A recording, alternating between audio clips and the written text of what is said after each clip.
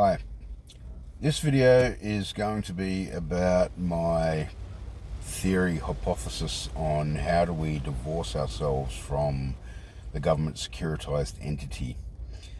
Now, I can't provide any factual evidence to say this would work or it wouldn't work, and so therefore it can only be what I can best apply logic to the scenario. So it doesn't come under contract law predominantly.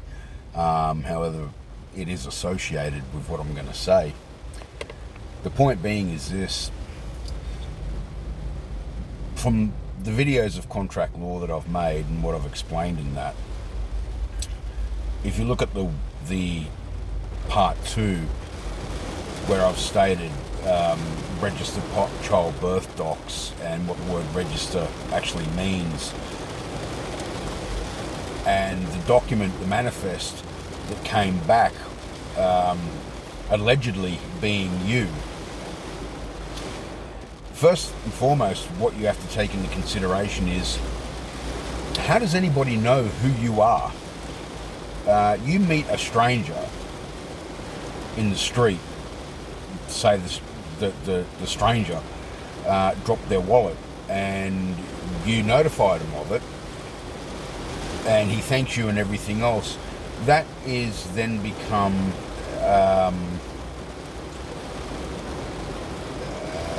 an acquaintance that hasn't gone any further. Why? Because it was just a random event in the street. People don't know who people are until a series of events take place where two parties conjure up the idea that, oh, that person's nice, and same vice versa, and then a friendship is formed. Could be a work colleague, could be anything of that nature. You could save somebody who was injured in a car accident. It could be any scenario that has the potential to formulate a friendship. So the reality of it is, with 7.8 billion people in the world, aside from who we know of our acquaintances and friends, we really don't know who anybody is. So how can it be that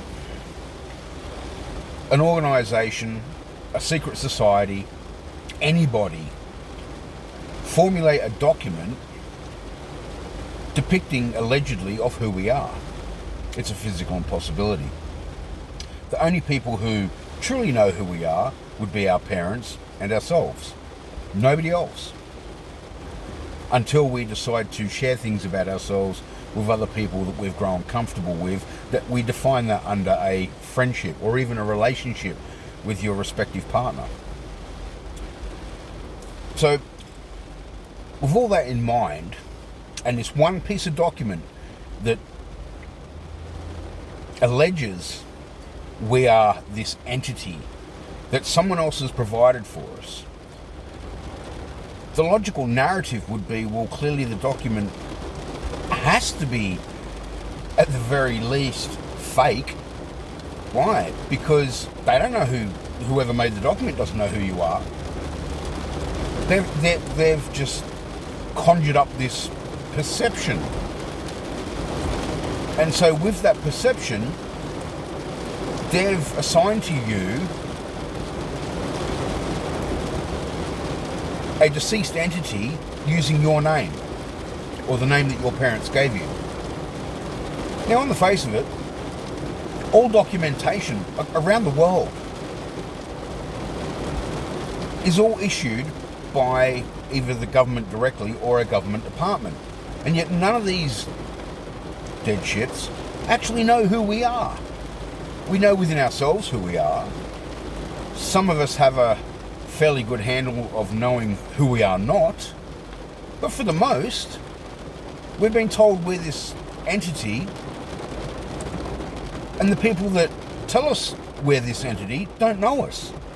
As an example that I've encountered in dealing with police, excuse me, the statement made by the police officer was, I know my name, which I'm not going to read out.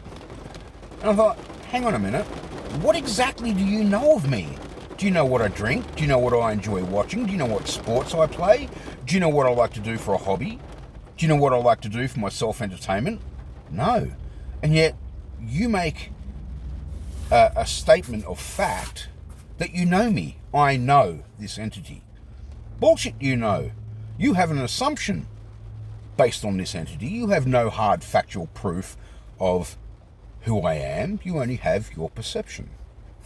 So, the birth doc, if anybody's bothered to watch these videos and done nothing more than be open-minded to the possibility of what if it's correct? What if what he's saying may not be entirely correct, but there are certainly elements of it that make sense. So it seems to me, on a hypothetical theory, logic-based explanation, is that in order to divorce ourselves from the government securitized entity, because let's face it, I'm 51 years, and whilst I haven't tried it, and I don't know of anybody else who has, the longer we hold this document that does not pertain to us, the longer we agree to being something we're not. The longer we agree to accepting what someone else's interpretation of who we are. And for me, I'm quite capable of explaining who I am or what I am not. And if I get to know somebody well enough to where I give them my trust, and trust is a very fragile thing. It takes ages to build it, and it can be broken like that. So trust is a very precious element to human beings. Now, as I said, if we want to divorce ourselves from the government securitized entity, it seems logical that the way to do this would be hand back the government all their documentation that allegedly pertains to who we are. And yet within ourselves we know we're not a legal fiction. We recognise that if we cut ourselves on the finger or somewhere else, red stuff comes out. We know, as far as medical science tells us, that there's only X amount of that red stuff flowing through us. And if we're to run out of all that red stuff, then we die. We become deceased. But yet, this document decrees that we are, without our acknowledgement of it, that by somebody else's interpretation, that we're deceased to start off with. That clearly can't be true. So it seems to me that the only way around this whole government securitized entity deceased object, a legal fiction, fantasy, straw man, make-believe, call it what you will, is not us. And we didn't produce our own identity. It was produced for us based on a name. Now,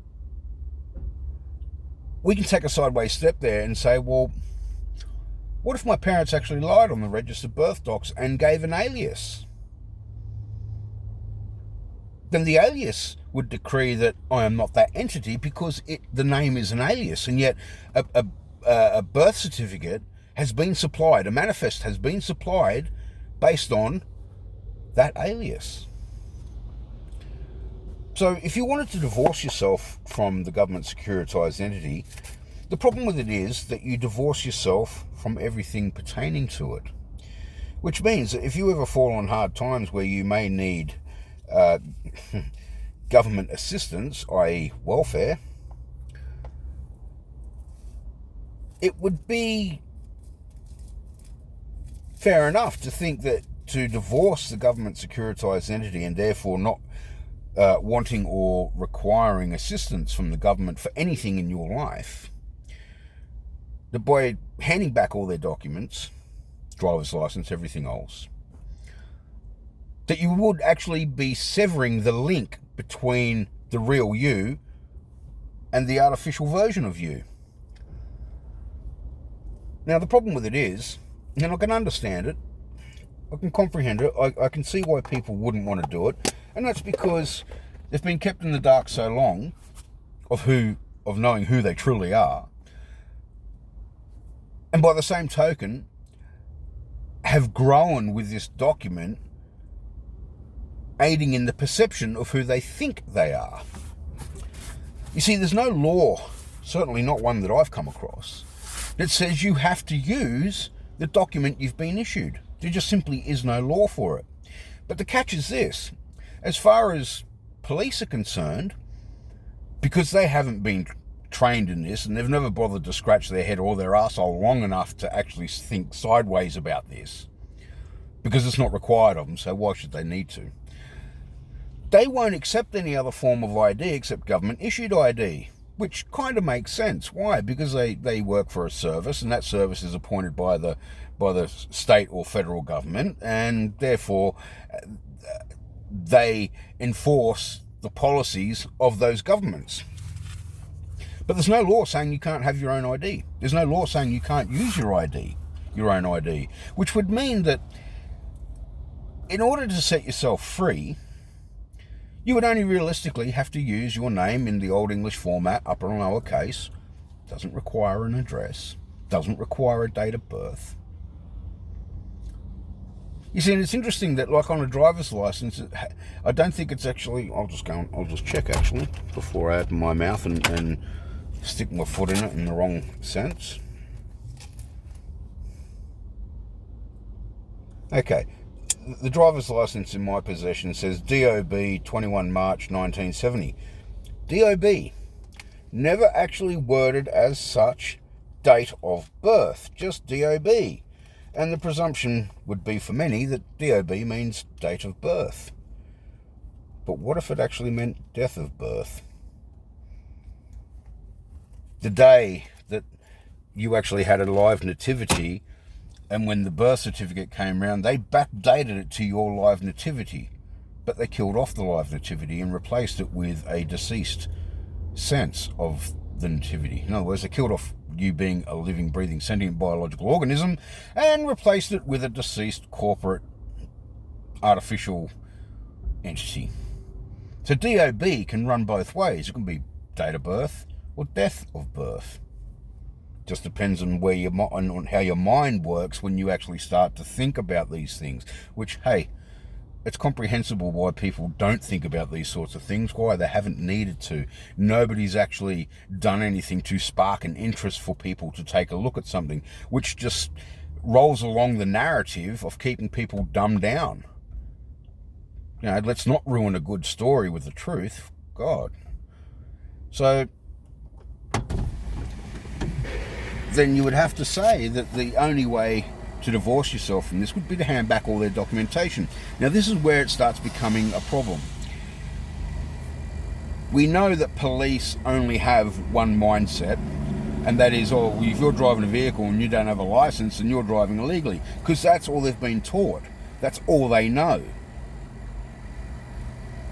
Higher ranking echelon might know the truth, but it's zipped up. Don't say anything about it. But you don't necessarily have to have a belief or a religion or believe in God to recognize that government didn't create man. Government created corporation. Government created deceased. Government created death, as far as applying it to someone else. And they sure as hell didn't create the landmass known as Terra Australis, or aka Australia. And they sure as hell didn't create the roads before the invention of cars, or before somebody figured out if I couple this car up to the arse end of this horse. They didn't build any of that shit. But they've taken control of it as though they own it, and they don't. Something clearly created the rock we live on. And when I say the rock, I don't just mean the prison island we live on, the entire planet and the solar system that planet is involved with, and the rest of the universe. Now, science sits in and says, oh yeah, it was a big bang. Yeah, okay. And religion will tell you that a higher, superior entity created it. And those two are always at loggerheads as to who's right and who's wrong. But here's the thing. While science can't prove the God theory, and religion can't prove the science theory, one thing that you can absolutely guarantee on is that nothing can evolve into something. You have to have something for it to evolve, otherwise it just simply can't evolve. So the Big Bang Theory, well, okay, but something had to create the Big Bang. If space is an empty void, and then all of a sudden we have stars and planets and moons and suns and solar systems and all the rest of it, something had to create it. Sure as hell wasn't science in a lab with a test tube. Something had to. The problem with the God theory is that there's actually no physical proof that God does, ever existed. It's a theory. Why?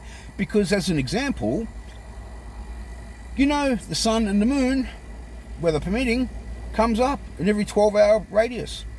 Sun, moon, sun, moon. Oh, but God created that. But God's never put in an appearance. So it can only be a theory because nobody can prove it to be fact. As an example, there's nobody alive today who can stand there with their hand on their chest and their hand on a Bible and say, yep, I was there when they strung him up on the cross. Yep, I was there 3 days later when he moved a big boulder and walked out of a cave. Bullshit. There's nobody around to attest to that. It's only in a book. Now, the King James Version of the Holy Bible, which happens to be, I think, something like the 7th edition of the Bible, which means it's been reviewed or revised 7 times, and yet if you study every religion says the same thing of how God did this and that. Vishnu, the Indian god. If you have a look at Muslim religion, they all pretty much say the same thing. So what's the truth to it? Oh, because there's many books, that makes it right? I mean, yes, there is the theory that the longer and louder a lie is shouted, the lie becomes truth. But it only becomes truth because people don't have anything else they can revert to substantiate whether the lie is true or not. So, how do we get away from the from the Government Securitised Entity? Hand back all their document. But that means that you aren't realistically entitled to anything of assistance from the government. For some, that might be a good thing. For others, that might be a devastating thing. So you can see why people wouldn't necessarily give this a whirl and say, yeah, you know what, I want to be free. I want to be how I was born free. Here's all your documentation back. Thank you very much for its use. I've become aware. I no longer need this. I'll write up my own ID. So if the government didn't create the roads, and according to religion, it's the king's highways and byways, and the king's doesn't mean royalty, it means whoever's upstairs. After all, allegedly, the one upstairs is the one that created everything that we see around us. So it's upstairs is highways and byways. I mean, back in Roman days, paved roads or pebbled roads. The only reason they did that was to make it easier for their troops to move from one point to another point. But the fact is, somebody would have worn in a track to start off with. You go for a wander through any scrub. Man at some point has made that track, whether it be, that wide or whether it's 8 feet wide. And man is allegedly a creation of God. So it depends on what you believe. But, as I said, I can't prove any of this.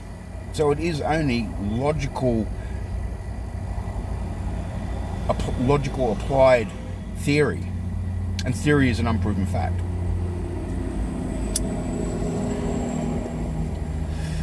Now, I suppose somebody could throw at me, oh, well, if you believe this, why haven't you tried it? That's a valid question. And just because I haven't done it right now doesn't mean that my intent somewhere down the line is to not try it. I'm just waiting.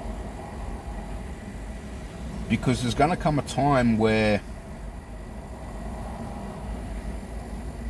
people are going to wake up to who they are, or they're going to continue living who they are not. And as another cliche, pissing against a thunderstorm, nobody is heard.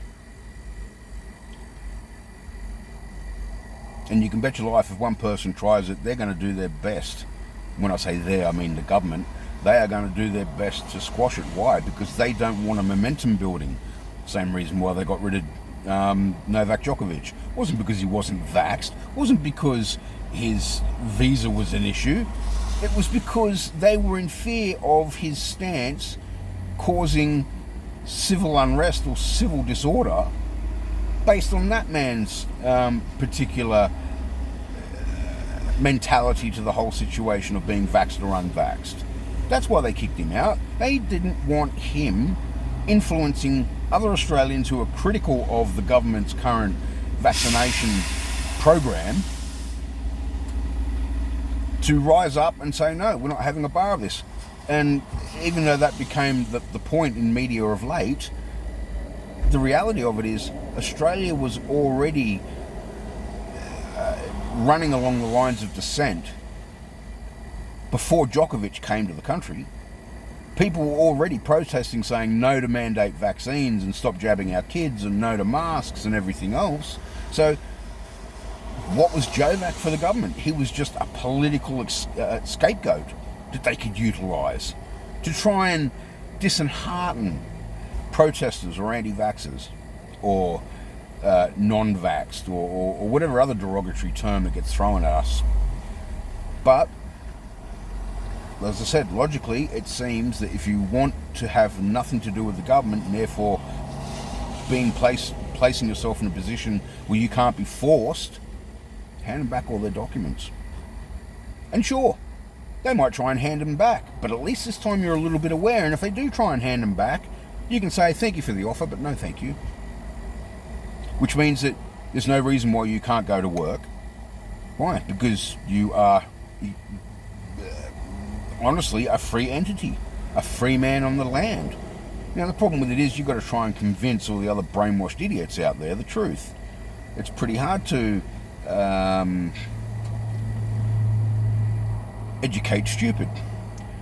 So what I mean by that is it's pretty hard to educate employers to the truth of the matter. Why? Because they're exactly like you. They're in fear of consequence. They don't want to buck the system. Why? Because chances are they're going to get slapped for it. But what are protests? People saying no. People not accepting it. You just have to look around at what's going on to see how people are rejecting the whole vaccination mandate or vaccination program. There it is, right in front of your eyes. No, we are not going to accept this. Same thing applies to this government securitised entity in the form of a birth certificate that is not you, that does not belong to you, wasn't yours. And there's no law saying that you can't make up your own identity. There's no law saying you can't use it. It's just not accepted by the policymakers, aka the police. That's their problem, not yours. And think about it. If you had your own ID and you have an altercation with the police over ID, they can't process you. They can only go on what's already put into their databases. Oh, that's who this person is. No, it ain't. Here's the ID I've got. Although that's you. No, that's your assumption. That's not me. And if you think it's me, prove it. And they'll say, oh, well, it's a photo. So what? What does a photo prove? Oh, your photo's on this driver's license. Yeah, and the driver's license has all capital letters, and I wasn't titled to that. So that clearly can't be me. Somebody has stolen my picture. Somebody has stolen a picture of my identity. You see, people are under the misguided perception that police have the right to take your fingerprints and your photo. But it's your intellectual property. Nobody else has your face. Nobody else has your fingerprints. So whose intellectual property can it be? Can't be the government's. They didn't give it to you. So it must be your intellectual property. Excuse me. And as your intellectual property, if somebody wants a copy of that, you are within your rights legally entitled to bill them for it. You're not just going to give your fingerprints away to anybody who asks. Why? Because it's your intellectual property. It's the one thing they can't take out or take off of you. They try and bluff you with laws and bullshit, but that's exactly what it is. Laws, smokes and mirrors, and bullshit. Another thing pertaining to paper warfare documents.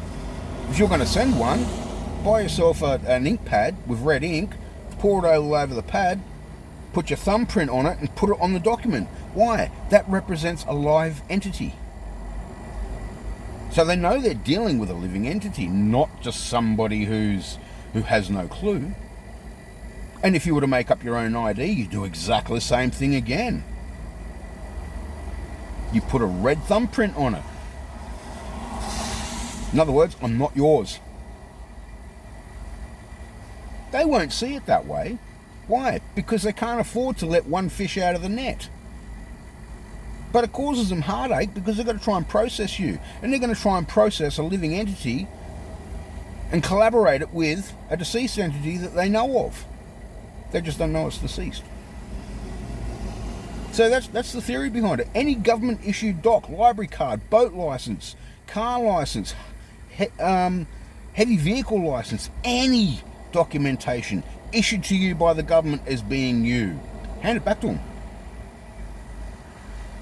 Like I said, I can't see people doing it because A, they've grown accustomed to who they think they are via the birth certificate, and other people who sit there and go, yeah, well, okay, that makes logical sense, but if I hand back the driver's license, it means I can't drive a vehicle. No, it doesn't. The piece of plastic that's called a driver's license doesn't have the ability to determine whether you have skill to drive or operate a vehicle or not. How can it? It's just a piece of plastic. It's a piece of plastic with your picture on it and a SIM card. Write up your own. Sure, the cops won't accept it. But then they've got to try and prove they're right, you're wrong. And it's a bit hard for them to do that, certainly in a court of law, that if you get charged with such an offence of driving unlicensed, you go to court with your ID and say, I don't have a birth certificate, so how can this possibly be me? Well, your name is, well, that's my name, but that's not my name in the format that's put in. That came from the government. I recognise that I am not that entity. If you're going to do this, and you want to feel safe about it, print a copy of the birth certificate, go to a JP with the printed copy and the original copy, get them to cite it, and on the copied version, they will sign, I have cited the original, and there it is. So that if you had to go to court for such an event, you could actually hand the court your birth certificate. I know of somebody who tried that, and the magistrate refused to accept the birth certificate, would not physically take control of it. Why? Because whoever it's in possession of is responsible for it. My birth certificate, the birth certificate in my possession, I should say, albeit is a British birth cert, but on the bottom of it in big bold capital letters with the monarch's shield on it, so the lion and the unicorn, says cannot be used as identity. So who the hell does the birth certificate pertain to? If the concept is that the birth certificate is your identity, and mine says it can't be used as identity, then what the is this? But there it is, folks. That's the quick and simple way around the problem. And like I said, I'm just biding my time. There's a right time to do something, and there's a wrong time to do something. And depending upon certain events that may transpire in the future, will determine as to whether it's worth a go or not. So I guess it could be a watch this space for future events. Who knows? I don't know. But there it is. I hope that helps. Take care, love one another. Peace.